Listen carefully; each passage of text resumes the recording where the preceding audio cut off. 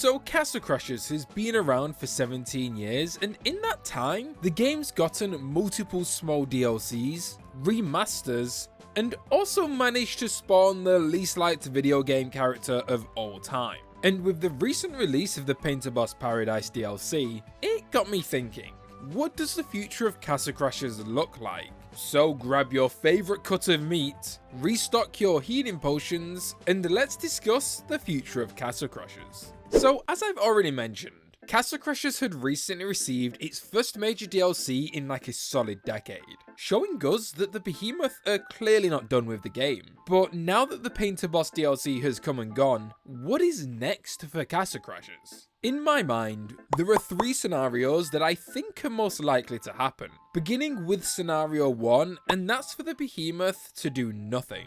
Now I know that's very anticlimactic, but it's honestly a real possibility. The Painter Boss Paradise would be Castle Crashers' final DLC, giving us the fans a way to make the game last forever. And I mean, the game is 17 years old and has seen multiple generations play it, so honestly, if Castle Crashers was to just end here, then I think most people would be fine with that. But I don't want this to happen, and I don't think it will. Looking at the Steam charts for the Behemoth's most recent games, and we can see that they are not doing too well. Like, 0 players well.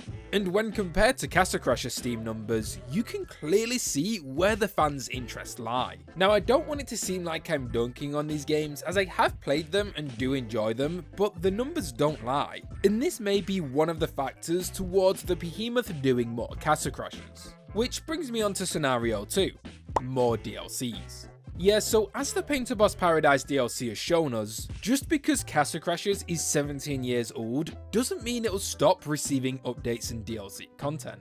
In fact, in a recent interview I did with the co-creator of the Behemoth, Dan Paladin, he discussed the possibility of more DLC. And then, there were 2 themes. It was like, do you go with Necromancer or do you go with Painter Boss? Like, because they both bring things to life. But I'm like, the Necromancer is sort of bringing dead stuff to life, and the Painter's like creating things from scratch. That's more of like what the player is going to be doing. So Yeah, it's so ended up going with Painter theme. It fit a lot more naturally. And so it was an interesting thing, like who do you surround it with? And I like the idea of that. I almost want to I'd almost want to push myself. If we ever do anything else with Castle, I'd almost want to make it thematic to each like boss or something. The boss that like makes sense to tie it to, because this has been so much fun to like work on and think about. And we know you want more, so now there's lots. Now there's lots more. Yeah. And of course, it opens up other questions, right? Where it's like, oh, I want to make magic. I want to make weapons. I want to make levels. I want to make all this stuff. Like, so we're going to be listening, and we're going to be seeing what can we do, what else would make sense within our scope of what we're able to pull off.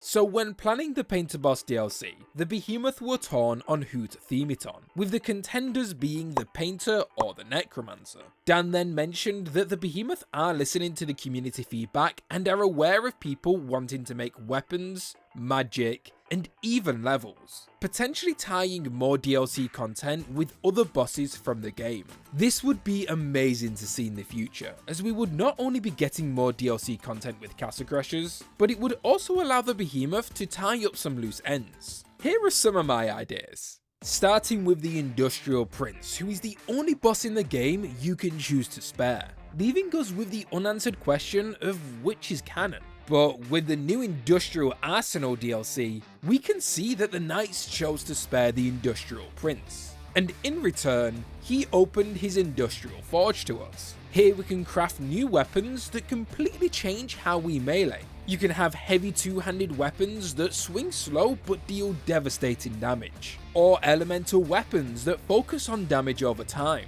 This DLC would also be a great time to introduce new elements to the game. You can have Wind Charged, which blow enemies into the air, or Mud Trap, which grounds enemies and prevents them from moving. Another underappreciated character is the Sorceress, who only appears in the beginning and end of Castle Crashers.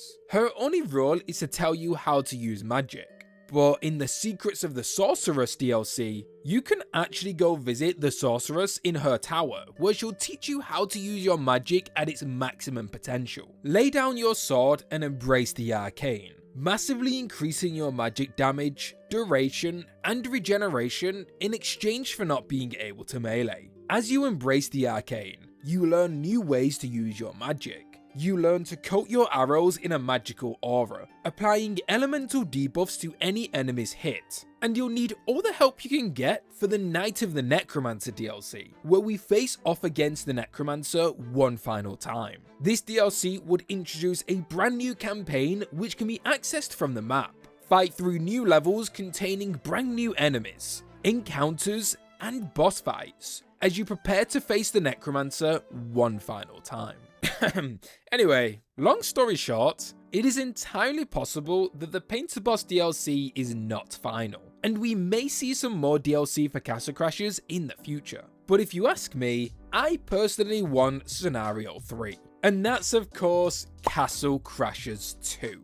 Now I know not everybody would like a new Castle Crashers game since they are worried it could tarnish its reputation, but I believe that most people would like a sequel. I mean, if you don't like CC2, then just go back to the original Castle Crashers. But looking back at the Steam charts again, and I think it just makes sense to make a new Castle Crashers game. The fans want it, it would be very profitable for the behemoth, and with their almost 20 years of experience since the original game, Castle Crashers 2 could be insane. But with all that being said, it does bring up an interesting argument. And that's if the sequel to Castle Crashers should be made in classic art style or fresh. And I think there's some solid arguments on both ends. Starting with classic, and it does make sense for CC2 to be in this style, since it's literally a sequel to the game, as you don't want to put off longtime fans with the game feeling too different. But at the same time, fresh doesn't feel too different.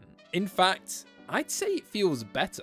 Now let me be clear and state that I am a Fresh fan, and I would want Castle Crashers 2 to be made in the Fresh art style. The Painter Boss fight is the best example of this, as his fight is night and day when compared to Classic. From the animation to the art style, this new Painter Boss is miles above the OG, and I would like to see what the behemoth is capable of across a whole game. Now, I'm not saying that Classic is bad, because that is very much not the case. I love this art style, but I do think that purposely limiting yourself and what you can create in order for Castle Crashers 2 to look like a game that's 2 decades old doesn't make much sense outside of nostalgia. I want to see levels and their backgrounds looking fresh. I want to see all boss fights moving and looking like the fresh painter. I want to see gameplay changes that I mentioned in the DLC ideas. I want a Castle Crashers 2.